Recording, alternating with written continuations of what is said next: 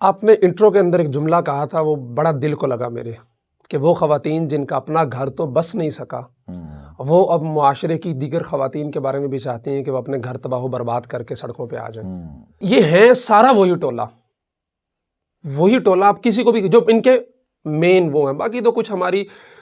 بہنیں بیٹیاں ہیں جو ان کے خوشنما نعروں کے جھانسے میں آ کے ان کے ساتھ لگی ہوئی ہیں کہ شاید یہ عورت کو جو ہے وہ بہت آگے عزت دینے چاہتی ہیں اور ان کو حقوق دلوانا چاہتی ہیں۔ وہ بیچاری بھولی بھالی بچیاں ہیں، تو ان کو سمجھانے کی ضرورت ہے۔ لیکن یہ جو ان کو لیڈ کرنے والی ہیں وہ ساری وہی ہیں، جیسے آپ نے کہا فرزانہ باری والی، کہ ہمارا گھر بسا نہیں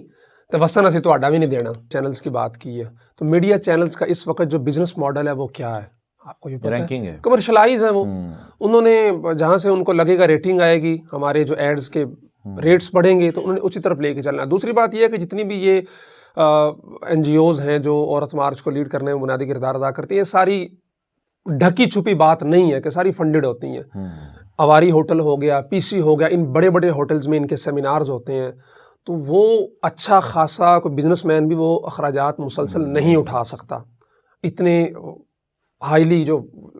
ایکسپینسز ہوتے ہیں۔ تو یہ باہر سے ساری فنڈنگ آتی ہے، اور فنڈنگ صرف اس لیے نہیں ہوتی کہ ہم نے سیمینارز کرنا ہے، عورت مارچ کرنا ہے، بلکہ اس فنڈنگ کو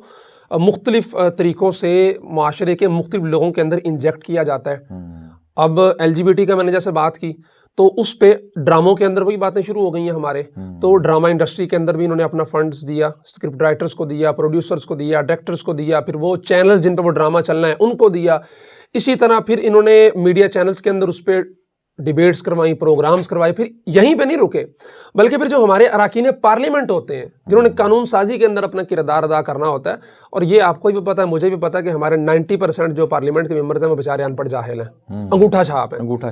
چھاپ ہے، تو ان کو الیکٹیبلز، تو ان کو استعمال کیسے کرنا ہے؟ ان کو جو ہے وہ ان کا مفت میں کوئی ایسا کام بندہ دے دیا جو ان کے پارلیمنٹ کی قانون سازی حوالے سے ان کی مدد کرتا ہے، ان کو سپیچز لکھ کے دیتا ہے، ان کے نوٹس بنا کے دیتا ہے، نہیں ان کو پتہ ہے۔ تو وہ پھر آہستہ آہستہ کرتے ذہن سازی ہوتی ہے،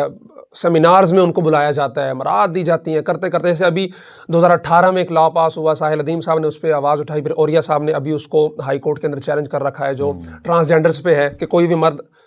عورت بن سکتا ہے، ہم جنس پرستی کو لیگلائز کرنے کے لیے وہ ایک کوشش تھی۔ تو اس میں ہمارے اراکین پارلیمنٹ نے نہیں ووٹ دیا نا، اور